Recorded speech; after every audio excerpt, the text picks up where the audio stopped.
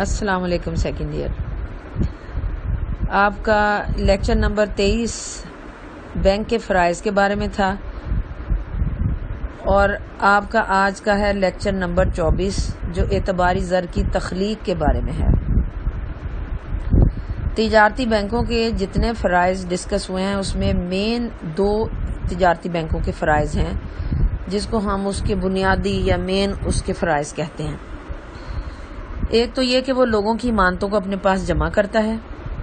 اور دوسری طرف انہی امانتوں میں سے ضرورت مند لوگوں کو قرض دیتا ہے. اور بینک کے قرض دینے کی 2 صورتیں ہوتی ہیں. یا تو وہ تجارت پیشہ لوگوں کی کسی بھی چیز کو بطور ضمانت اپنے پاس رکھ کر قرض دیتا ہے. یعنی آپ بینک سے قرض لینے جائیں گے یا کوئی بھی تاجر جب بینک سے قرض لینے جاتا ہے تو وہ زر ضمانت کے طور پر اس سے کوئی بھی اس کی پراپرٹی مانگتے ہیں یا اس کی کوئی بھی چیز جو قیمتی کوئی جیولری ہے یا کوئی وہیکل ہے یا کوئی زمین کے کاغذات ہیں، کچھ بھی آپ سے وہ بطور ضمانت طلب کرے گا اور پھر اس کے بعد وہ آپ کو قرضہ دے گا. اور دوسری صورت قرضے کی ہے کہ وہ ہنڈیوں کو بٹا لگاتے ہیں. ہنڈیوں کے بارے میں آپ کو ڈیٹیل بعد میں بتائی جائے گی کہ ہنڈیاں ہوتی کیا ہیں، ان کو بٹا لگانا کس کو کہتے ہیں. بینک جب لوگوں کو قرض دے رہے ہوتے ہیں یا لوگوں کی ہنڈیوں کو بٹا لگا رہے ہوتے ہیں تو وہ اصل میں زر تخلیق کرنے کے عمل سے گزر رہے ہوتے ہیں. جس شخص نے روپیہ بینک میں رکھا ہوتا ہے وہ جانتا ہے کہ اسے جب بھی ضرورت پڑے گی وہ بینک سے واپس لے سکے گا اور بینک یہی روپیہ اپنی ذمہ داری پر دوسرے لوگوں کو قرض میں دے دیتا ہے. جیسے میں آپ جو بھی اپنی کوئی بھی بچی ہوئی رقم امانت کے طور پہ بینکوں میں ہم جمع کراتے ہیں تو ہماری امانتیں جو ہماری اماؤنٹ چھوٹی چھوٹی رقم تھوڑی رقم ہوتی ہے وہ ہم بینکوں میں اس وجہ سے اپنی اکاؤنٹس کھلوا کے اس میں جمع کرا دیتے ہیں کہ تاکہ گھر میں چوری ہونے کا خطرہ نہ ہو، دوسرا ہماری سیو ہو جائے وہ رقم. تو اس طرح سے یہ رقم بینک میں پہنچ کے ہم سب کی رقم جس وقت اکٹھی ہو کے بینک میں پہنچ کے بڑی اماؤنٹ بن جاتی ہے. بینک اس رقم کو پھر اپنے پاس ایسے ہی بیکار نہیں پڑا رکھتے بلکہ وہ اس کو ضرورت مند تاجروں کو جو سرمایہ کاری کرنا چاہتے ہیں ان کو قرضے میں دے دیتے ہیں. قرضے میں دینے سے یہ رقم دوبارہ گردش میں آ جاتی ہے، یعنی بینک اس کو دوبارہ گردش میں ڈال دیتا ہے. اس طرح سے زر کی گردش بڑھنے سے زر تخلیق ہو جاتا ہے. جب بھی بینک میں کوئی نئی امانت جمع ہوتی ہے تو بینک کا مینیجر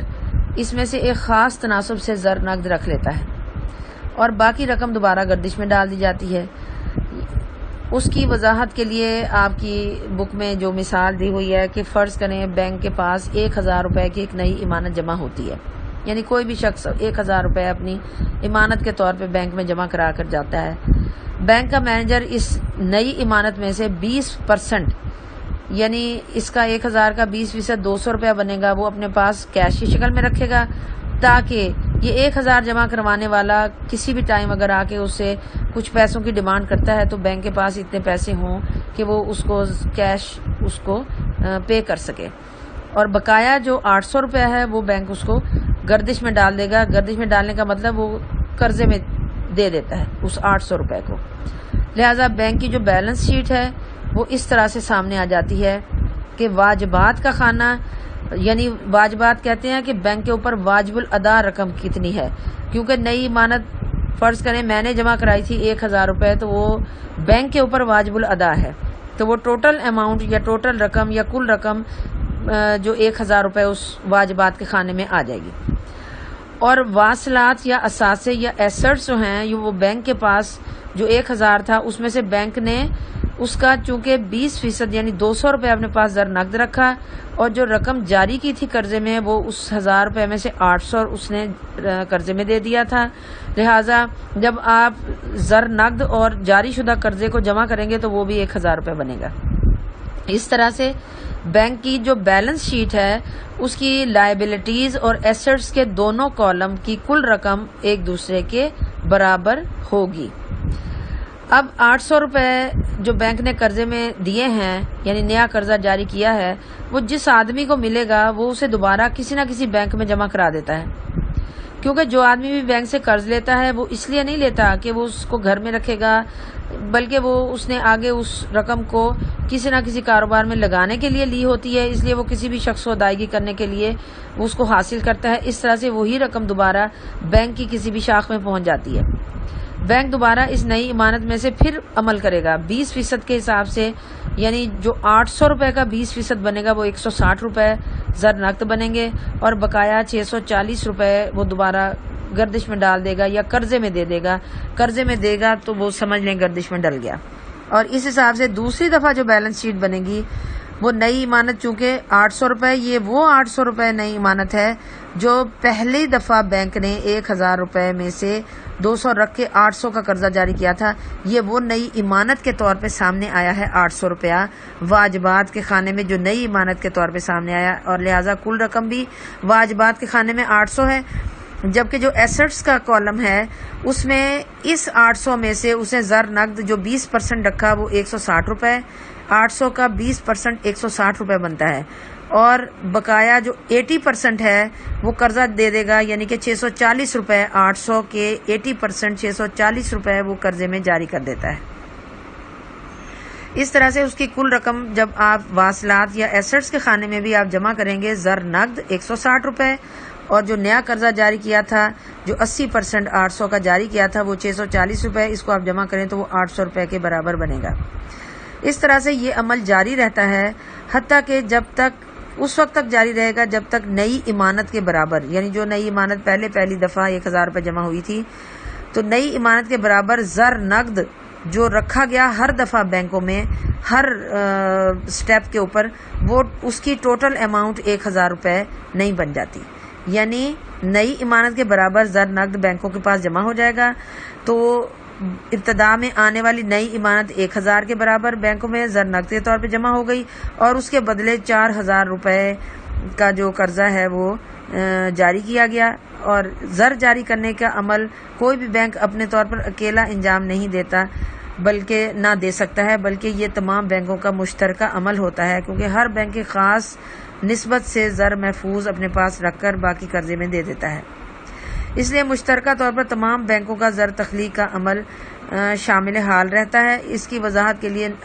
اگلا ٹیبل آپ دیکھیے کہ اس میں مختلف ادوار ہیں۔ پہلے کالم میں پہلا دور جو پہلے بینک کا پروسیس تھا، دوسرا دور دوسرے بینک کا، تیسرا دور تیسرے بینک کا، چوتھا چوتھے بینک کا، پانچواں پانچویں بینک کا، یہ ایک سلسلہ چلتا چلا جاتا ہے، حتیٰ کہ میزان میں نیچے نئی امانت جو ہے وہ 5000 روپے کے اس میں آ گئی، اور اس 5000 کس طرح بنا کہ اس میں زر نقد 1000 روپے، اور جو قرضہ جاری کر کے جو نیا زر تخلیق ہوا ہے وہ 4000 روپے کے برابر، اور جب آپ 4000 اور 1000 کو جمع کر لیں گے، یعنی جو قرضے میں گیا بار بار اس کو جمع کیا تو 4000 کے برابر وہ اماؤنٹ آئی ہے، اور جو زر نقد کی صورت میں جو ہر دفعہ ہر مرحلے پر ہر دور میں بینک نے اپنے پاس زر نقد کی شکل میں رکھا، اس کو جب آپ جمع کریں گے وہ 1000 روپے کے برابر آئے گا۔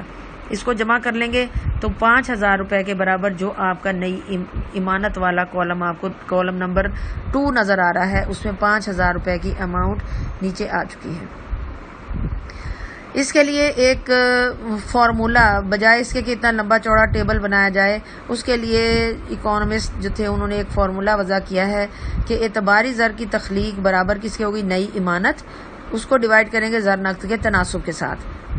یا امانتوں کا مجموعہ برابر نئی امانت ضرب 1/، زر نقد کا تناسب۔ تو امانتوں پہلے حساب سے اگر ہم اس کو کیلکولیٹ کریں تو امانتوں کا مجموعہ برابر ہوگا 1000،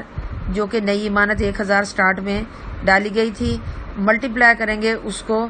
1/، زر نقد کا تناسب، زر نقد کا تناسب چونکہ 20% تھا، اور 1/20% جب آئے گا، آپ 20% کا مطلب یہ ہوتا ہے 20/100، جو کہ نیکسٹ آپ کو نظر آ رہا ہے 1000 ضرب 1/20/100۔ تو جب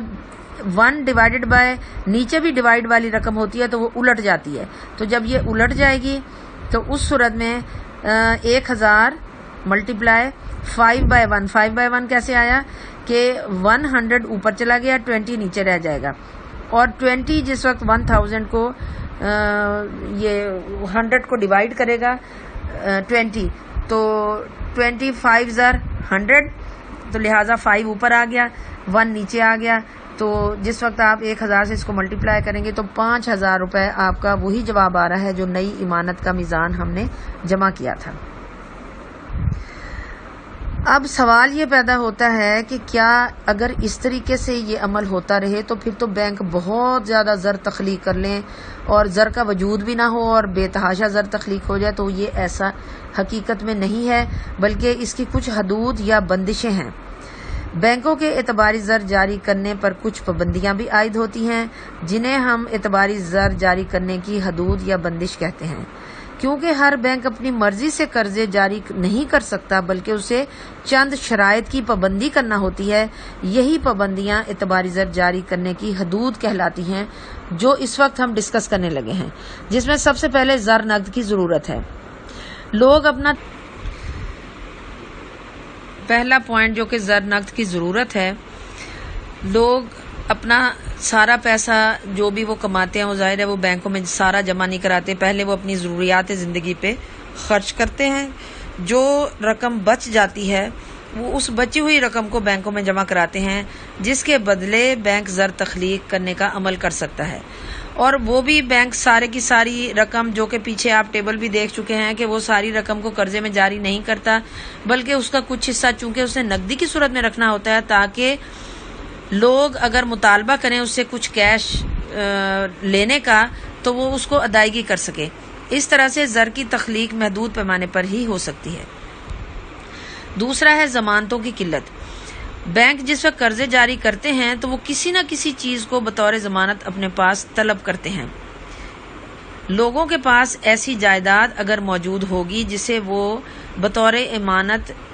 ضمانت کے طور پہ بینک کے پاس گروی رکھ سکیں تو پھر بینک قرضہ جاری کر سکتا ہے۔ اگر لوگوں کے پاس ضمانت کے طور پر دینے کے لیے کوئی چیز نہ ہو تو پھر بینک قرض جاری نہیں کر سکے گا، کیونکہ بینک نے ہوا میں سے زر تخلیق نہیں کرتا، بلکہ وہ اسی جو ضمانت کے طور پہ جائیداد طلب کرتا ہے، زمین ہے یا دکان ہے یا مکان ہے یا کوئی وہیکل ہے، تو اسی کو سمجھ لیں وہ کیش کی صورت میں وہ ان کو قرضے کی صورت میں پے کر رہا ہوتا ہے۔ تیسرا قرضہ داروں کی قلت، اور حقیقت میں اگر دیکھا جائے تو بینک زر تخلیق نہیں کرتے، بلکہ زر کی تخلیق وہ لوگ کر رہے ہوتے ہیں جو بینکوں کے پاس جا کر ادھار رقم مانگتے ہیں، اور ادھار لینے والے اگر موجود نہیں ہوں گے تو بینک پھر زر تخلیق کرنے کا عمل نہیں کر سکتے، لہٰذا زر تخلیق نہیں ہو سکے گا۔ پس زر کی تخلیق کے لیے قرضے دار کا ہونا بھی اہم کردار ادا کرتا ہے۔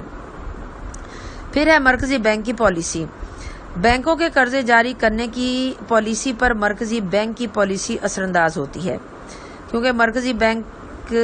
کی جو بھی پالیسی ہوگی اس کی پابندی کرنا تمام شیڈولڈ بینک ہوں یا نان شیڈولڈ بینک ہوں ان پہ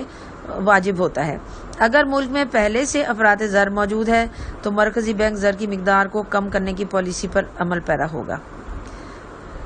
اس طرح سے زر کی تخلیق زیادہ نہیں ہو سکے گی، چونکہ تجارتی بینک مرکزی بینک کے پالیسی پر عمل درآمد کے پابند ہوتے ہیں، اس لیے مرکزی بینک بعض اوقات مزید قرضے دینے پر پابندی عائد کر دیتا ہے۔ اس طرح سے بینکوں کے زر تخلیق میں مشکل ہو جاتی ہے۔ پھر ہے زر نقد کا تناسب۔ اعتباری زر کی تخلیق جو ہے اس پہ چونکہ اس کا جو فارمولا پیچھے آپ نے پڑھا ہے کہ نئی ایمانت کو ڈیوائیڈ کریں گے ہم زر نقد کے تناسب کے ساتھ، لہٰذا جس وقت بینکوں کے اس عمل میں بینک ایمانتوں کا جتنا حصہ زر نقد کے طور پہ اپنے پاس رکھیں گے وہ اس اعتبار سے اعتباری زر کی تخلیق اس حد تک ہوگی۔ اگر اسٹیٹ بینک ایسی پالیسی اختیار کرتا ہے کہ جس کی وجہ سے بینک اس بات کے پابند ہو جاتے ہیں کہ وہ زر نقد کا تناسب بڑھا دیں، اور مقصد یہ ہوتا ہے کہ چونکہ ملک میں انفلیشن ریٹ زیادہ ہوتا ہے اور اس وجہ سے قرضے کے جاری کرنے کے اجراء کو محدود کرنا ہوتا ہے، اس لیے پھر اس پرسنٹیج کو بڑھا دیا جاتا ہے۔ پھر جس وقت زر نقد کا تناسب زیادہ ہو جائے گا تو لوگ بینک جو ہیں وہ زیادہ مقدار میں اپنے پاس کیش کی شکل میں رقم زیادہ رکھیں گے، نئی ایمانت کا زیادہ حصہ کیش کی شکل میں رکھا جائے گا اور کم حصہ جو ہے آگے اس کو قرضے میں دیا جائے گا، جس سے زر کی تخلیق کا عمل سست ہو جائے گا۔ تجارتی بینک کیونکہ اجتماعی عمل کے ذریعے زر تخلیق کرتے ہیں اور زر اعتبار کی تخلیق کے عمل میں بینک ایک اکیلا کوئی بھی خدمت سر انجام نہیں دے سکتا، لہٰذا یہ تمام بینکوں کا مشترکہ عمل ہوتا ہے۔ ہر بینک ایک خاص تناسب سے زر محفوظ اپنے پاس رکھ کر قرضہ جاری کرتا رہتا ہے۔ اس طرح سے زر کی تخلیق کے عمل میں تمام بینکوں کا تعاون ضروری ہے۔ پھر ہے نئی امانتوں کی مقدار۔ تجارتی بینکوں میں نئی امانتوں کی مقدار جس قدر زیادہ ہوگی، بینکوں کے قرضے جاری کرنے کی استعداد اتنی ہی مضبوط ہو جاتی ہے۔ اس طرح زر اعتبار کی تخلیق بھی زیادہ ہوگی، جبکہ بینکوں میں نئی امانتوں میں کمی کی صورت میں وہ قرضوں کا اجرا اور زر کی تخلیق بھی اس حساب سے نہیں کر سکیں گے۔ معاشی حالات۔ ملک کے معاشی حالات میں اگر اتار چڑھاؤ ہوتا رہے گا تو چونکہ سرمایہ کاری، پیداوار، روزگار کے عمل پر اثر انداز ہوتا ہے، اس لیے سرد بازاری یا کساد بازاری کے دور میں جو بینکوں کا زر تخلیق کا عمل سست پڑ جاتا ہے، یا اگر کوئی اس طرح کی پالیسیاں گورنمنٹ بناتی ہے، جیسے کہ آج کل آپ دیکھ رہے ہیں کہ ہماری معاشی جو سرگرمیاں ہیں وہ تقریباً فریز ہو چکی ہیں، کاروبار بند ہو چکے ہیں، تو جس وقت کسی قسم کا کوئی منفعت بخش کاروبار کسی شخص کو، پرائیویٹ سیکٹر کو نظر نہیں آتا، تو اس صورت میں بھی لوگ قرضہ حاصل کرنے کے لیے بینکوں سے رابطہ نہیں کرتے اور بینکوں کے قرضے جاری کرنے کی اہلیت یا استعداد کم ہو جاتی ہے۔